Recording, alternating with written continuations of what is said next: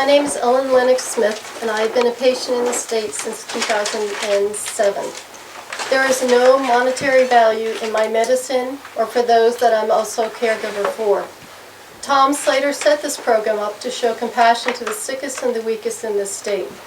But this destructive proposal will not only shut us all down as caregivers, but will produce no revenue, for no one will be able to afford to grow.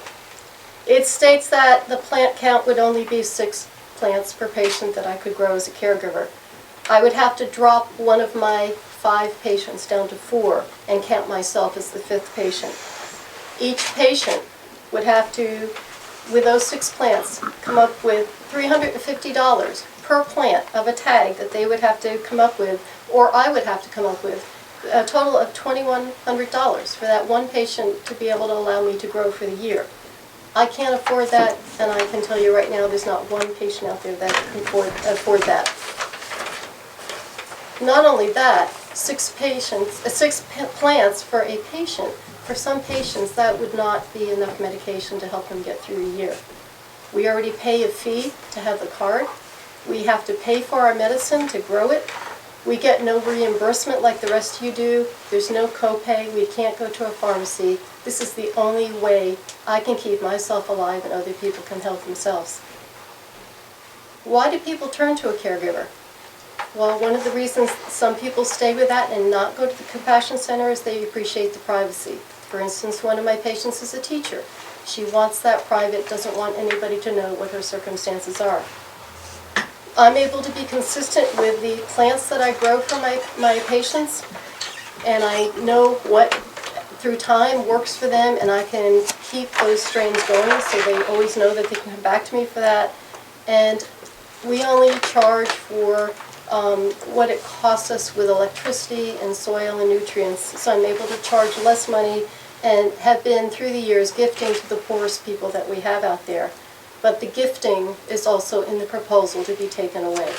That's about as cruel as you can get. In 2007, when I became a patient, I had a choice. At that time, it was either go to the black market and find some medication or begin to grow. So my husband and I decided that it made sense to make safe medication for me. We took our retirement money that we can now never replace, and we put it into our cellar to begin to grow. Not only am I going to lose my patients with this proposal if it goes through, I also am personally going to lose my purpose, because it's really helped me with 2 incurable conditions to be able to help other people, and that would be totally taken away from my life. When the governors were running, all the candidates were running, some of us on the board went around and talked and met with these people to hear what the candidates' positions were going to be on the medical marijuana program in the state. And many of us turned around on the day of elections and voted for Governor Raimondo because she stated that she believed in this program and wanted to keep it there and keep it compassionate as Tom Slater meant for it to be. What happened to that? The changes proposed by our governor are destructive.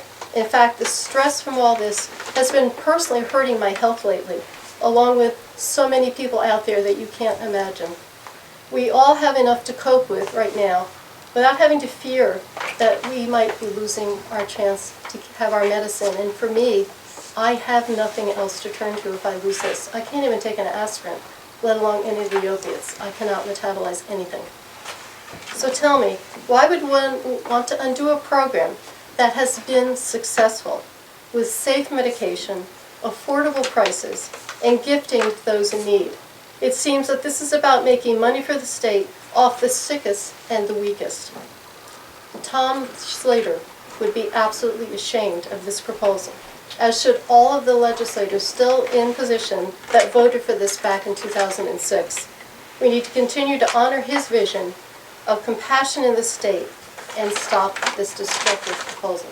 Thank you.